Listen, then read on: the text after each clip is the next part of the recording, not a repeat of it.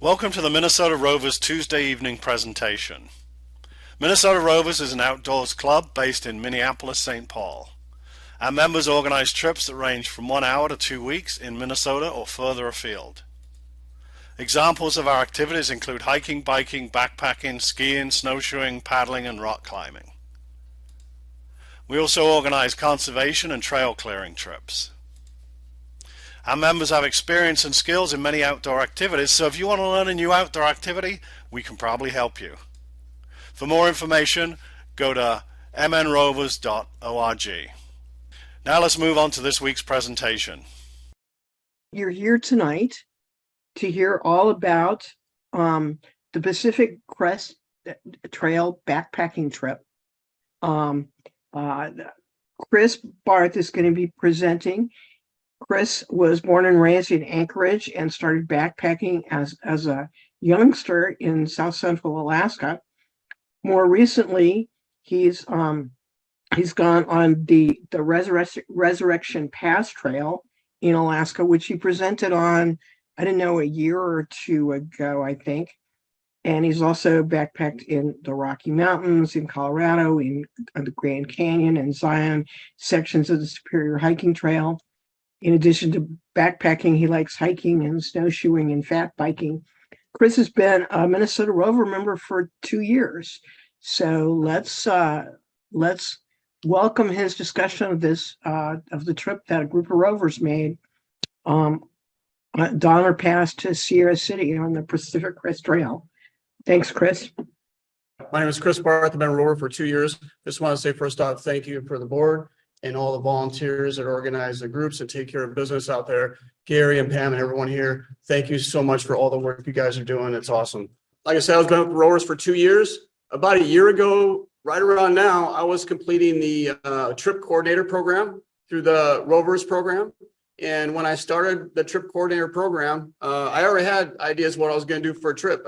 There's 2 ideas, and this is the one I decided to do. And the reason why I decided to do this is because I had a lot of interest in through hiking culture and the through hiking community, because through gear reviews and learning about backpacking, how it's evolved over the years, that became a point of interest for me. And so I want to do part of one of the long trails. I really like the Mountain West because I like the mountains and they don't have ticks out there. And a couple other things that reason why I took on this trail is it's in a section of the PCT that did not require bear cans. The bear-human interaction wasn't at that point where that was required.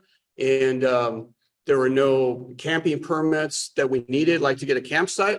The only permit we needed was what they call it, a campfire permit, which allowed us to burn a fuel stove while we're on trail. So it was really accessible in terms of those kind of things. And in terms of the terrain, I felt that that was appropriate for myself and for the people that we're going to invite on along with the Rovers. So I thought it was a really good fit for this group. It's California Section L. It goes from Donner Pass outside Truckee to Sierra City. It's approximately 38 miles long. It starts out about 7,500 feet near Donner Pass.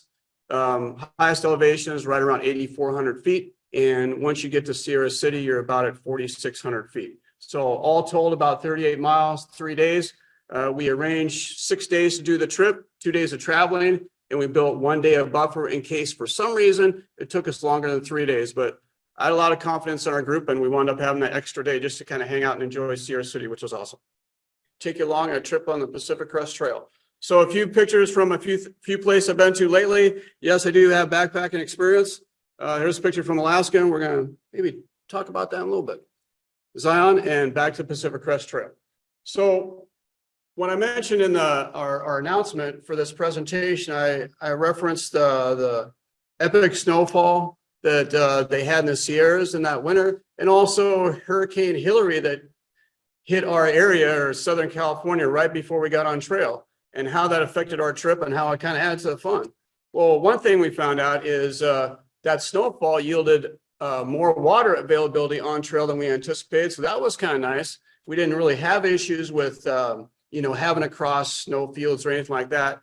And even though Hurricane Hilary struck right before we got on trail, what normally would have been kind of a dry, warm, almost hot trail with possibly a 14-mile water carry. Wound up being with the extra water from the snow and the moisture from Hurricane Hilary, we wound up with 1 day of rain, and then the next 2 days of actually pretty mild weather.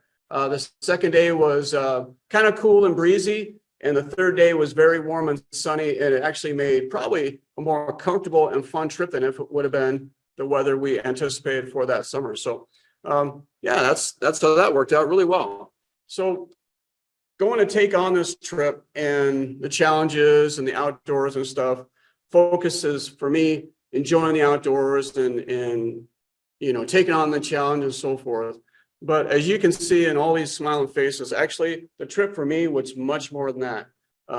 Getting to know people, making friends, learning life lessons far beyond the trail from each other, and enjoying that experience together as a group was really rewarding beyond anything I could have anticipated.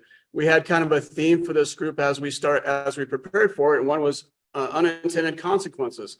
And as we had Zoom calls and conversations, and exchange emails and thoughts, we continue to learn from each other and learn about ourselves, actually. And I thought for me that was really rewarding and an unintended consequence of coordinating a trip. Looks like we're having fun, huh? Yeah.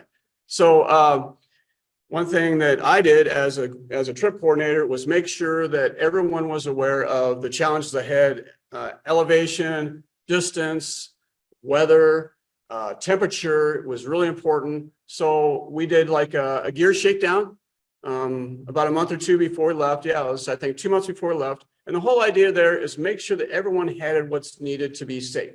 They had an insulated sleeping mat, sleeping bag that was rated at the appropriate temperature, an appropriate shelter, and those kind of things that are key to being safe in the wilderness. So that was really the effort about that. But one thing we did talk about, and I'm not shy about, is reducing pack weight when you're on trail. Now, maybe when I was in my 20s and 30s, I wouldn't even consider pack weight as an issue. I would just carry everything that I wanted to take along and so forth. But as I get older, I find that pack weight is kind of a thing. And in order for me to enjoy these kind of hikes and cover more distance and the actual hike being more enjoyable, I worked to reduce my pack weight over the last couple of years. Now, I'm not saying that everyone needs to reduce their pack weight. It's really a personal preference, how you want to enjoy the outdoors. We all like to experience things a little bit differently, but I will like to offer to you, going on a 3 or 4 day trip and your pack not weighing any more than 25 pounds, for me, that I think worked well for me. And I go on a number of these trips during the course of the year. And whether it's on the SHT or going home to Alaska or going on the Pacific Crest Trail section, and cutting that pack weight is a big deal for me to make it more enjoyable. But I still need to be safe. You have to have what's needed to be safe in the weather, and knowing the temperatures and the weather we're facing. I made some last minute adjustments to what I was carrying. One thing I changed is I was going to carry a sun hoodie, a synthetic sun hoodie, because I anticipated warm, sunny weather. Well, it was going to be damp and cool and possibly raining. So I switched that up and went with more of a merino top. And I made sure that my raincoat was much more substantial than what I was planning to carry on this trip, like a frog tox. So I went with a full-on shell to make sure it could handle the weather that I may be hitting in the Alpine territory with the residuals from the Hurricane Hilary hitting us. So what does my pack look like? We're going to do a couple slides on gear. I am kind of a gearhead, and then we're going to get to the really nice slides with all the terrain and so forth. So for shelter, my shelter is at the top next to my shoes. My food and cook system is right below that. The next pack below that, my clothes and my inflatable sleeping bag is in the next pod. And the final one at the bottom is the quilt. And that all fits in a 40-liter backpack. And it packs up pretty well. And I'm safe. I have everything that's needed. And yeah, I look for deals all the time. I'm looking for deals so I can save money on these purchases. But once you figure out what you need, it pretty much works in a lot of different situations.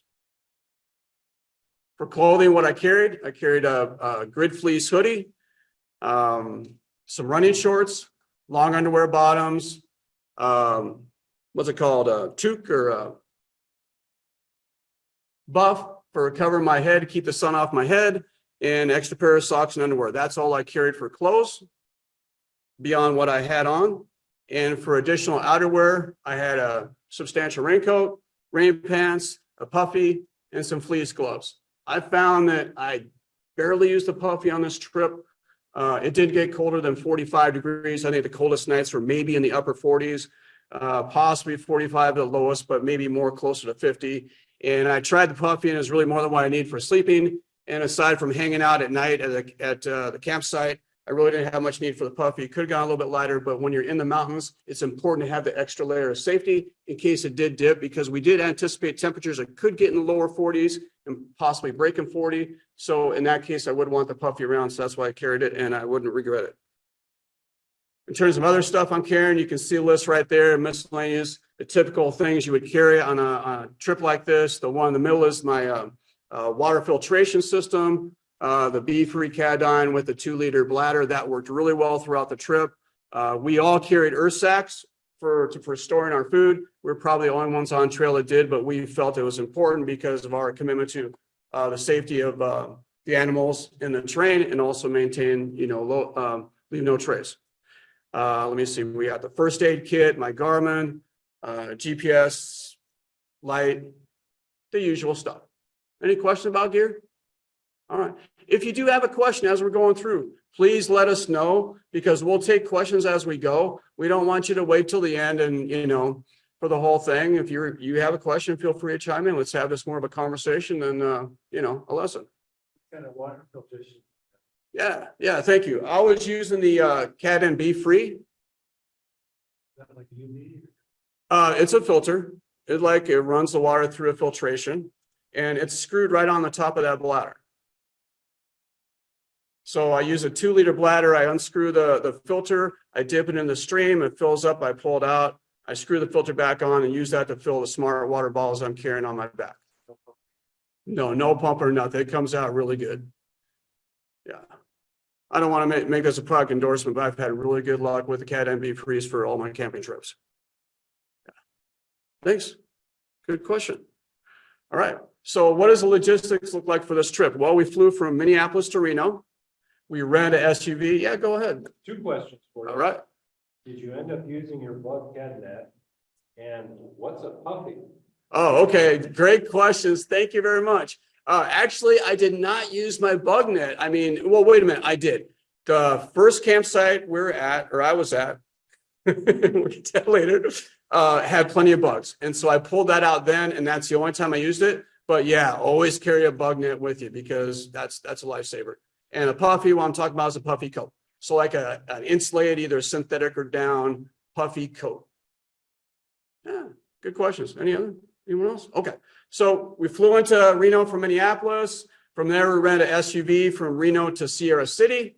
And that was our final destination of the hike. And so that's where kind of our base is. We left the rental vehicle there, and we stayed overnight there. We got a shuttle from Sierra City to Donner Pass, or by trucking. They dropped us off, and then we hiked from Donner Pass back to Sierra City, where we left our SUV and where we stayed overnight a couple nights. So fairly simple logistics, if you think, but we had a little bit of challenge at the airport trying to get the rental vehicle out of there, which was good times, but it worked out. Yeah, go ahead. I'm just looking at your stuff, but I did actually have a question about the inflatable sleeping bag. I've never heard of that. Oh, inflatable sleeping pad. I'm sorry. Oh, yeah. Yeah. So I was using a quilt. And this is my second quilt. And because I'm a side sleeper, the quilt works really well for me. And my sleeping pad is 4 inches thick, and it's insulated and weighs like 18 ounces. So, yeah. That's inflatable? Inflatable, yes, sir. Yep.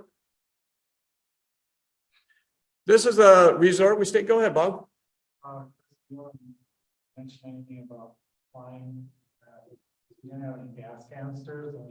Yep. That is like a whole lesson. Yeah. So good question. So Can you repeat the question? all right. I'm sorry. The question was what about fuel and flying? So fuel and bear spray you can't carry because it's compressed gas. So we had planned on picking up fuel once we arrived in Reno.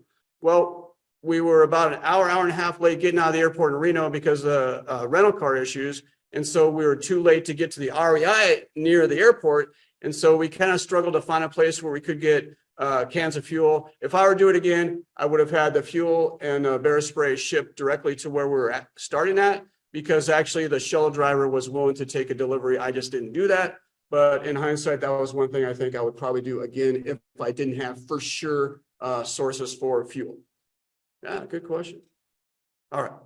So this is where we stayed at the resort for a couple nights. We stayed there the first night we arrived, and we stayed there the last night before we flew back. And it was a really beautiful, rustic little resort. If you see that pool right there with the fountains, everyone see the fountains? They actually have live trout in there. And the food was so good, they would serve the trout right there if you wanted to have fish. But the food was outstanding, the service was good, and it's just really quaint, little rustic type of outfit. And that's what our little cabins look like when we're there. So very cool. We stayed there the first night. We anticipated staying in our tents the first night before we left Sierra City, but because of all the weather we saw and the weather reports, we decided, nah, let's stay indoors that first night before we get on trail. So here we are in Truckee, California. We shuttled from Sierra City into Truckee. We're just about to get off at Donner Pass. We got our fuel. We're getting a snack at the local bakery and coffee shop. We're feeling pretty good. And, you know, weather's looking pretty good at that point, right, guys? Well, we left Truckee, and about 1 or 2 miles before we got to Trailhead and Donner Pass, all hell broke loose and the storm came and it was raining hard. As we were walking out of the shuttle vehicle, it was hitting us and we're putting all sorts of rain gear on. And here we are trudging up the hill from Donner Pass. And, you know, it wasn't all that bad. And everyone did very well in adverse weather conditions. Everyone was prepared. And it was bad like that for maybe a couple, 3 hours. And then it was just kind of drizzly most of the rest of the day. And so actually not too bad. So if you want a first tip of this thing, we talked about shipping your fuel canisters ahead. If you're going to be in the mountains or anywhere that could be a possibility of rain, make sure you have appropriate rain gear. Don't go cheap on rain gear. Make sure you have it because it could be a life-saving situation. With good rain gear, it turns a bad situation to something that's really comfortable and manageable. Yeah, thank you. And here's a picture of a couple of our group, Stephanie and Liza, and they're obviously enjoying the weather. And you know, the great thing about this group is their attitudes were so good. Everyone was so positive. It's like, we got this. It doesn't matter what nature was going to throw at us. We're going to use our combined experiences and abilities and knowledge to do this and have an enjoyable, successful trip. Our first stop along the way was the Peter Grubb Hut. That was about 2 hours in, I think, and maybe only about 600 or 800 feet of climbing from the Donner Pass. And Peter Grubb Hut is very well known for people that are hiking or backcountry skiing in the area. As we were leaving that area and hiking towards Sierra City, we kept hearing from people how far till we get to Peter Grubb Hut. Because of the rain and they were cold and so forth, they were looking forward to staying there until they got into Truckee. And here's a picture of the inside. And there's a wood burning stove. There's a ton of wood, a couple old guitars on the wall. One gal, she was through hiking all the way from, you know, Canada to Mexico. She was staying there for an opportunity to warm up and dry up because she had hiked through quite a bit of rain. And you put out a guitar on the wall, and if I walk by it, I'm probably going to pick it up, as Gary and Pam knows. So, and here's another picture of the Peter Grubb Hut. And here we are. We're still smiling, having a good time. And if that's not enough, hey, let's have a good time with that outhouse too. You start at the top, and then things wind up at the bottom, and you got to deal with it, right? Okay, here we go. We're back on trail, and there's B, and you know, just an inspiration on the trail. You know, she did awesome, and you know, I was kind of jealous to be along the way because, you know, when you're on the trail, sometimes your appetite change. Her appetite did not change at all. She kept eating, and I was so jealous because she could eat, and I wasn't eating as much as I would have liked. So, yeah. And you know, we talked about cutting weight and cutting weight when we can, and you know, Bob and I were in a little bit of a kind of an ultralight arms race leading up to this hike, and Bob pulled out the Dyneema skirt, and I was quite impressed. I don't hike in shorts unless it's really warm, but you know, Bob's quite a trooper, and you can see he's carrying a very lightweight. He's going with no hip belt, I think frameless backpack, 30-degree quilt. insulated sleeping pad, and one person tent. And so his base weight was pretty low, just like mine. And, you know, think about it. Go ahead. Question about shoes for you. All right. Did you get wet feet? Looks like you had running type shoes. Outstanding. Thank you for that question. That's a great question. And that was one of the topics that we shared our ideas and thoughts were as a group before this trip, because I've always been kind of a hiker boot, you know, 3/4 top, Gore-Tex, usual kind of thing. And but I kept reading about trail runners, and Bob encouraged me to look at trail runners. And when I was in Zion in the springtime, I had my old hikers, and in that heat, it just got uncomfortable. I decided I need to make a change. And so I picked up a pair of Hokas, and really changed things. I wouldn't suggest personally going to trail runners until you start reducing your pack weight, because if you need that support, you might want to consider that. But as you reduce your pack weight, trail runners become, or just simply, you know, something lighter on your feet becomes much more a viable option. And really it made the hike for me much nicer because they're lighter on your feet and they're designed to make that movement go a lot smoother. So, but I had to be very thoughtful where I was putting my feet because I have weak ankles and I didn't want to twist them. So you really need to be conscious about where you put your feet on trail, and you're using trekking poles, and that helps with reduce the chance of spraining ankles too. Great question. Go ahead. You waterproof your packs. How do I waterproof my pack? So what I do is the material on my backpack is waterproof, but my backpack is not waterproof because it has seams and stuff. So what I do, my stuff sacks are water resistant, and I have a plastic pack liner inside. And so I put that in the pack liner and I twist it up and stuff it in so there's nothing that's getting wet inside that I need to keep dry. My food and my tent, I don't need to keep dry, but for my clothes, my sleeping pad, and my quilt, I have like 2 to 3 layers of water resistance or waterproof to make sure, you know, I don't need to worry about that getting wet. Good question. All right, here we go. Another picture of the trail. We had awesome photographers on the trail with our group. You know, I appreciate their contributions to the slideshow. Thank you for sharing that. So yeah, beautiful terrain. And here's the first night camping. I will admit, through my own failure, we did get separated our first afternoon. And how that happened was I was leading, I was in front, and I got a little bit too far ahead, and I missed the left turn. I kept going straight. And then within 15 minutes, I'm up there and I'm waiting. They're not showing up. And I realized something was wrong. I backtracked to where I last saw them, didn't see them, got back on trail. Within probably 20 minutes, I crossed another hiker that said, yeah, your friends are about a mile ahead. And we reunited shortly thereafter. But yeah, we were separated, but I was not worried. They were all experienced hikers and backpackers. And like I said, we got this and they had it. And but it was a good to be reunited for the rest of the hike. So here we are first night, and this is about as much snow as we saw. So it all melted last week, August. It was all gone, but fortunately the streams were flowing and we had plenty of water access. I don't know what the farthest distance we went without water, but not even probably 5 miles. So I carried basically a liter of water in my pack here, 700 milliliters in my shoulder pocket to drink out of. I think at one time I had a 2nd liter with water in it, but mainly I was just going with the 2 bottles the whole way. And the water breaks are always fun. I mean, refilling your bottle and using your filter was always a chance to take your backpack off and rest and joke around and, you know, refill. We're just getting started here in the morning, getting our water bottles topped off for the hike. Always a good time. And here we are back on trail. Isn't that beautiful? I mean, when you wake up in the morning, you see that, it's a good day. Go ahead. Hey, Chris, another chat question. What type was the one-man tent? What type of one-man tent? Okay. I was using a Durston X-Mid, and Bob was using the HMG Mid 1. And so I'm using a 2-person tent. Bob was using a 2-piece tent with an inner and outdoor. Bob's tent as a single wall tent, and they seem to both work pretty well. I'll admit I'm a fan of the Durston stuff, so, and it's reasonably priced. So go ahead, Bob. Yeah, Nemo Hornets. Oh yeah, Nemo Hornets, those 2-person Nemo Hornets. Yep. And those are very well rated and they work well for you.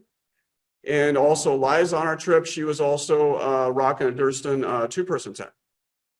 So yeah, we were nothing bigger than a 2-person tent on trail. Good question. You mentioned the weights earlier too, but say what they were. Oh, well, as far as what I was carrying, my base weight, which is everything but consumables, was around 11 pounds, just over 11 pounds. I didn't carry more than 25 pounds on trail. I say for the whole hike, I'm going 20, 25 pounds as water and food come down. So I wasn't carrying more than 25 on trail. And that's the way I like it. I'm going to invest a little bit on that to make that hike a little bit nicer and a little bit easier. And here we are again. We're just having a good time looking out over the ridge line. I mean, this is day 2 and the clouds are breaking. It's breezy, maybe a little drizzle, but just a beautiful day. Can't ask for much better than that. And here they are, the 3 musketeers. Trail names, Scooter, Rabbit, and Bee. So we all had trail names. It's part of the through hiker culture. And so, yeah. And we all contribute to the hike. I mean, Liza helped with our social media stuff. She was monitoring trail updates by trail angels and people that are actually on trail shortly before our hike, which is very helpful. Everyone contributed in their own way to this group, and it was awesome. And we got some nature pictures. Again, we have great photographers on trail, and I appreciate taking the pictures of education. Go ahead. Question from Ellen Barr. How did you pick a trail segment? Okay, thank you for the question, Ellen. The reason why I picked this section is because for me, I thought it was reasonable for my ability, and that did not require a bear can, and it did not require a reservation. And logistics were pretty easy overall. So there were some main indicators there, and I just like the Mountain West. Another question for Yeah. you. Pam asked, what % of your trip was at the alpine level? At the alpine level. Okay. Well, when we started at Donner Pass, we're up in the mountains, but we're not above tree line. So I would say above tree line, maybe 25%. But in terms of alpine, mountainous terrain, even though we're, skirting right along tree line, right up until probably the last 6 or 8 miles, maybe 10 miles, we're kind of up in the mountains, just not very far up. And that was another thing to consider. I didn't want to go for the high Sierras because there'd be more elevation and also more snow. Another question. Yeah, go ahead. I like it. And more nature pictures too. Judy says, looking at that picture, it looks very damp between the fog, the moss, and this image. Doesn't the chill cut right through you when it's damp? Oh, I love that question. It's a great question. And kind of tackling on the question about my feet being wet. Yeah, my feet are wet. I'm not using Gore-Tex shoes. I'm wearing mesh shoes so the water goes right through them and they dry off quickly at night. And I have an extra pair of socks. So I have dry socks to wear in camp and on the trail the next morning. My shirt was a merino wool 150 weight, and merino wool works very well in damp conditions and also for temperature regulation. That worked for me right up about 65, 70 degrees in the sun. And then I started getting a little warm in it. But making that switch from a synthetic to a merino wool top made a big difference. A good waterproof, breathable coat. And yeah, your clothes selection is so important in terms of comfort and safety on trail. Thank you. Melissa Brown says, how many miles a day? All right, so we're 38 miles in 3 days. So we average about 13 miles a day. I would say the first day we did about 11 or 12 miles, depending on where we camped at. The second day, I think it was about 11 or 12 miles. And the last day was about 15 miles. But, and that 15 miles was not that bad. If you look at the elevation changes, we started at a higher level than where we ended. So that last day, even though it was longer, was not that tough on us. Great question. Kim says, was there any mention of the Donner Party? Of the Donner Party. The only mention of the Donner Party is when I let my coworkers know at work, and then someone sent me a picture of the Donner Party, and I said, we'll have plenty of food along. So we got this covered. Yeah, yeah. Outstanding. Thank you. I appreciate the humor. Yeah. All right. Go ahead, my friend. Are there designated sites on here? If there was it difficult to meet, since you didn't have a reserve site? Yeah, yeah. So along the trail, along the Pacific Crest Trail, and for this section, there were campsites that there's not necessarily a sign that says camp here, but it's an area where obviously it's been where hikers have kind of congregated. There might have been one or two where there might have been some kind of indication of a campsite, but we just found it along the way. Yeah, yeah. I mean, where we camped the first night, those are designated campsites. The second night, I don't recall seeing it on the map, but it just was a beautiful location. And there was plenty of space, and obviously other people camped there. So, and we're following leave no trace principles. We're making sure we use a trowel and bury our poo appropriately and pack out everything else, so nothing's left behind. Yeah, great question. So here we are still The maps and all the electronic media, there are camp spots indicated so people can find. Oh, yeah, yeah. So thank you, Bob.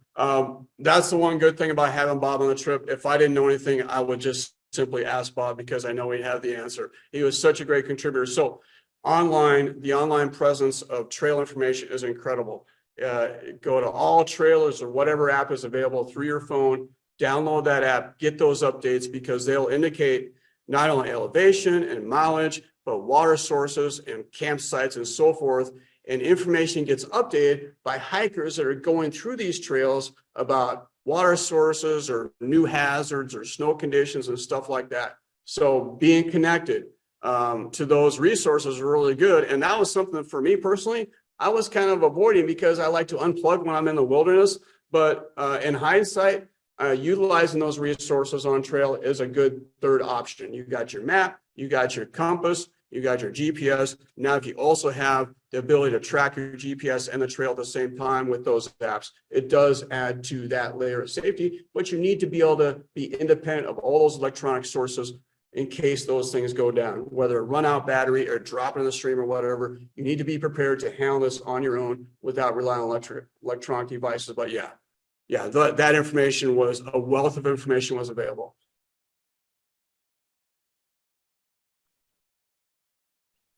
So here we're taking a lunch break on day 2, and this was a marvelous lunch break because the sun really came out and it was a little breezy and we're wearing shorts, it's comfortable. And because, you know, my tent needed to be dried out or I want to dry my tent out and some of my things, I basically created a yard sale with my stuff on the trail and got some stuff dried out and had some lunch. And one thing that I try to do with this hike is incorporate some regular food besides just backpacking food into my kit. And one thing I brought was these packets you can get at the grocery store of tuna salad or chicken salad. And I had one of these packets and some tortilla rolls to have for lunch. I busted one out, but they're so big I couldn't eat a whole one. So I said, who wants to finish this off? And of course, Brenda volunteered. And then Liza added some gourmet thing. I think it was seaweed or whatever to it. And she's eating this incredible snack on trail during our lunch break on day 2, and you can see the smile on her face. I mean, when you're on trail and you see a bright smile like that, I mean, how can you not be happy on trail? And it was one of the most excellent lunch breaks ever. It was really cool. Here we are sharing resources and enjoying the weather and the good times. And here's another picture shortly after our lunch break, trudging along and just hammering along. And force of nature. It was just going to happen. We're going to do this trail, and everyone did awesome.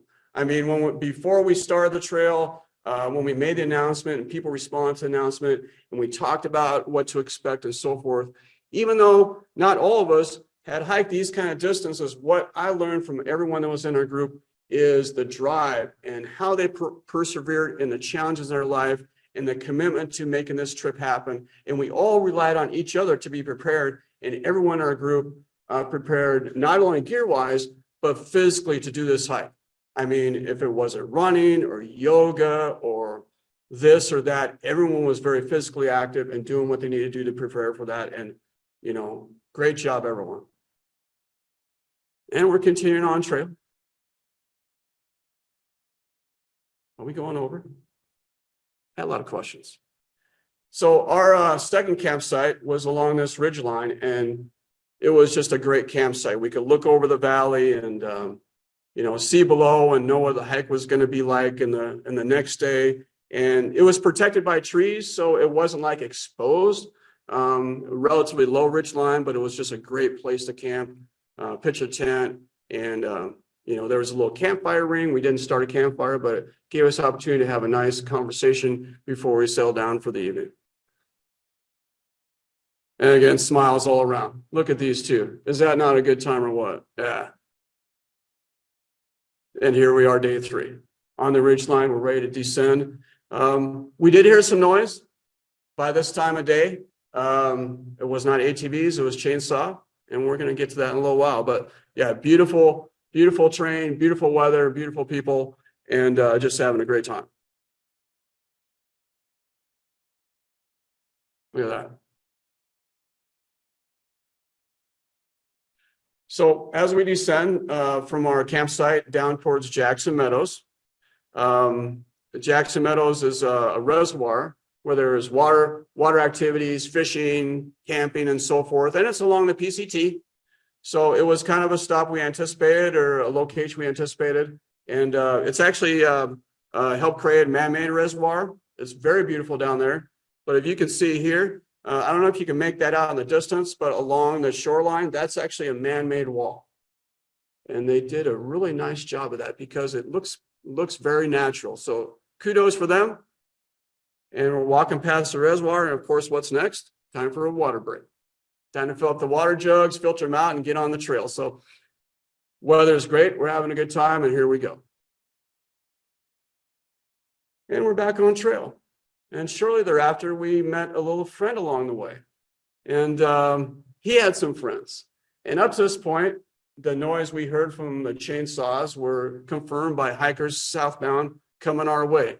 Hikers not very happy about heavy equipment on the trail and concerned about the impact on the environment. My role as a leader of this group was safe passage. And so that was my focus as we approach the heavy equipment. Not to make a judgment about why they're there and what they're doing. We just want to enjoy our hike and get through there safely. We found the people that were doing the logging were very kind and nice to speak with and talk with during their lunch break. Obviously, we made sure that we had eye contact with the equipment operators, and we were, did that safely. Now, wasn't sure what's going on, and obviously we're concerned about the environment and logging operations going on in the Sierras. And where do you go for local information? Of course, the local bartender. So I had a nice conversation with a local bartender in Sierra City about what this is all about. And he shared with me that one thing they're doing now in these forests is what's called fuel reduction programs. And the idea with the fuel reduction program is trying to get back to normal, what the forest used to be, so that we didn't have these wildfires that would burn forever, because it changed the fuel, as over decades, how we manage the forest and how we manage those fires and how that affected how things grew later. Now, I don't have the PhD in environmental science to really speak about this. So, but whether it's fuel reduction program or clear cut, logging, I can't say, but if it was a fuel reduction program and it returns the forest back to its natural state, I think that's a good thing. And we're back on trail, heading to Sierra City. At this point, we're about 8 miles out to Sierra City. And here we are for our last water break. And at this point in time, we knew we're about 5 or 6 miles out, and this is our last water break, and there's a feeling of accomplishment, but we know the trail's going to end fairly soon. But it's just a positive time, and here we are at our last water break. Excuse me.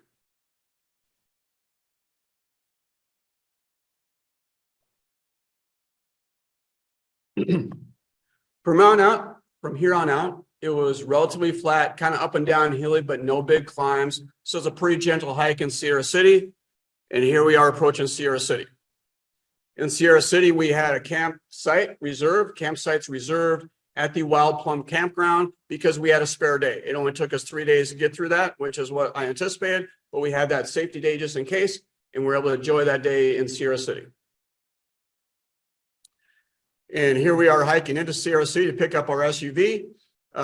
Stephanie hiked into Sierra City with me to pick up the SUV while Brenda and Bob hiked on for another few miles on the trail, and we all converged back in Wild Plum Campground. And here's the campground, as you can see.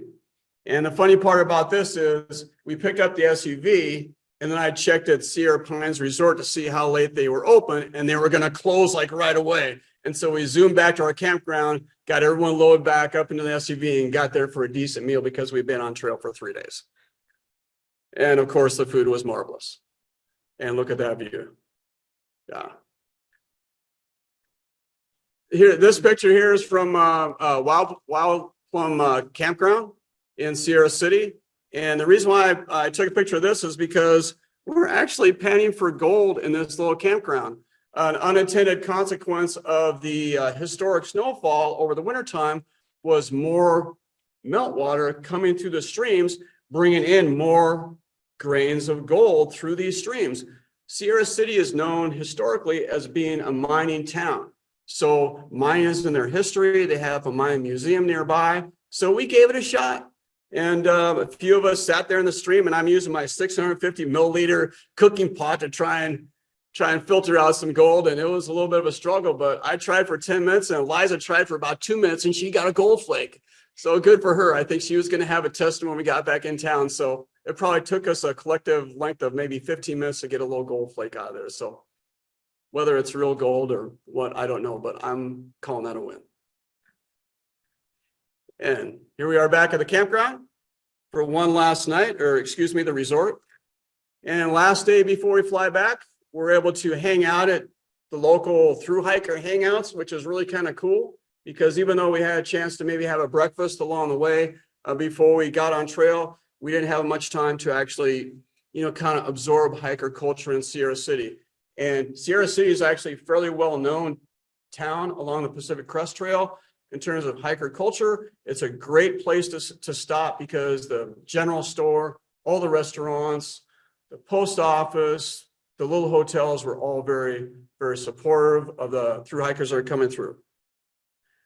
And the general store is a place where thru hikers send food and other supplies in advance, and they pick them up and restock to continue on the trail. So here we have some thru hikers picking up their hiker boxes, checking their social media and their email because there is no internet on trail, right? And getting ready to get back on trail. And these people were very, very interesting to talk to. They're all so positive and happy to be on trail. Just very inspirational. And here's a picture of the biker boxes stacked up at the general store. And and the thru hikers out front. Looks like someone's got a bear can getting ready for the Sierras and this and that.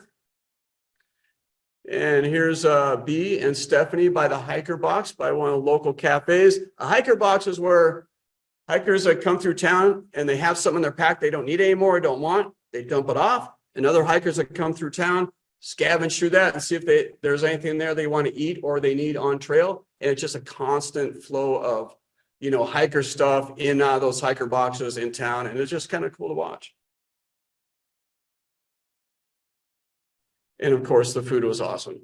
And chocolate and Cool Whip is an awesome combination, whether it's hot chocolate or a milkshake.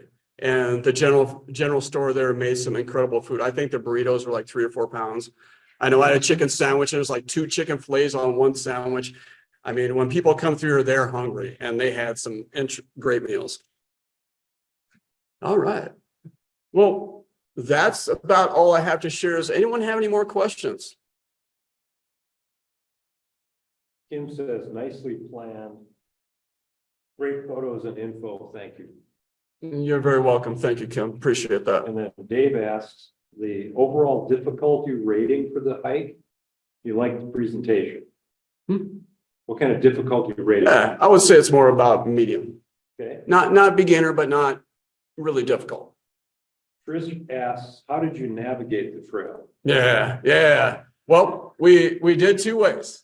We use GPS and the app on the phone.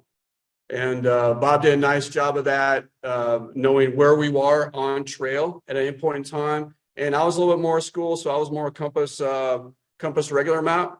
But you know, I think you really need to have both.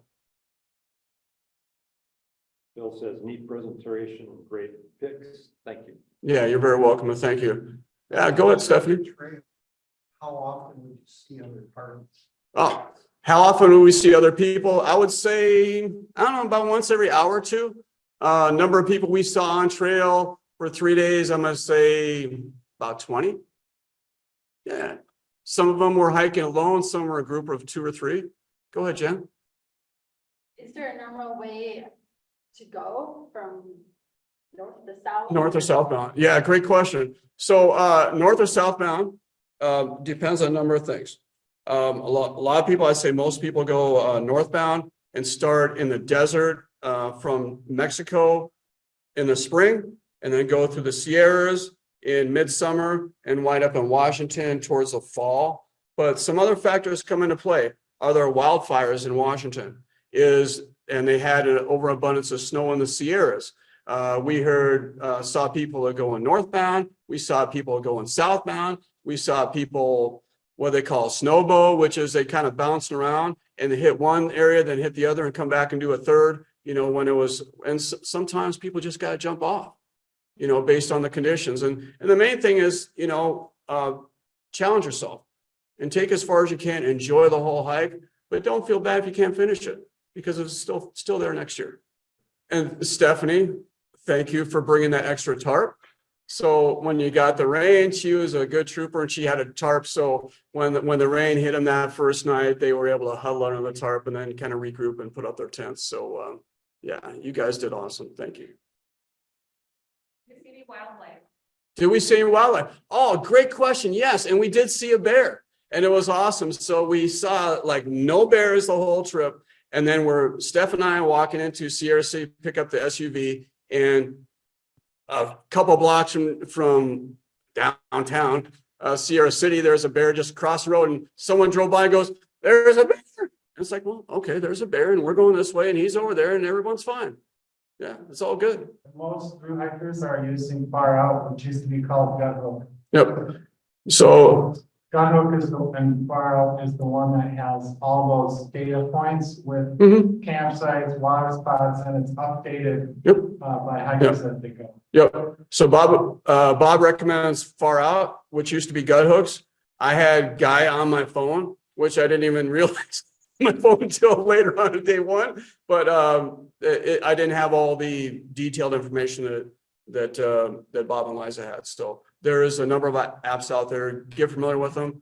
I used an app this summer. I think it was after that hike and on the SHT, and it kept feeding me towards a campsite where people were camping at. So yeah, I don't know if everyone heard that. So what Bob was saying is get used to using these electronic devices offline without internet or Wi-Fi access, so you can see how they work and you get comfortable and proficient before you get out in the wilderness. Because they will receive a GPS signal, but you got to get that app on first because you can't get the internet information while you're on trail. Good point. Thank you, Bob. Were there markers on the trail, cairns or signs or? No, I don't recall much. There was a few, but really you're relying on the map, the compass, and the apps. Yeah, everyone's using those apps on trail. I didn't burn up much battery on my phone because I wasn't using the app, so I was able to go 3 days without having to recharge. Use that at the beginning of your first slide. You showed that National Geographic map. The National Geographic map. Yeah, trails. I forget what they call it. Yeah. So like I mentioned, I'm a little old school. I feel comfortable, at least orienting myself with a full map. And so I asked all our trail crew to get a copy. And then I realized that it's good information, but it's not up to date. And the up to date information was so vital because the map, National Geographic map, indicated we were going to go 14.7 miles without a water source. And obviously we didn't have to go that far because of extra snow. and we were able to gather that information, before we got on trail. Trish asked, what did you use to recharge? I did not need to recharge because I don't burn much on my devices. My watch will last 2 weeks. My Garmin will last probably 4 days. I would say I've gone 3 days on trail more than a couple times now without having to recharge. And because I'm not using the app much, my phone doesn't go through very much. It's basically a camera. But yeah, I would definitely consider having a power bank to recharge if you're using your app often on trail. Do you want to mention anything about the demographics of the people we saw on trail? Just, ages, Yeah. stuff Yep. like that. Yep. Demographics of the people on trail, I would say vast majority of the people were in their 20s and 30s. They were from all over the place, all over the world, all over the country. You have to be able to take off. If you're going to do a through hike that long, it's 2,600 miles. You're taking several months of your life away. So you have to have that flexibility, but there's a lot of people like us that do a section at a time because we got jobs and families and all that to take care of. Thank you. So the question is, did we have group meals or individual? We're all self-sufficient with food, stove, everything. Now we could have talked about sharing stoves, but in our conversation leading up the trip, we all wanted to be independent and not rely on someone else's thing that may or may not work. But at the same time, we wanted to stay together as a group. Thanks for watching this Minnesota Rovers presentation. If you want to see more, please click on the link to our channel or the subscribe button below. Thank you.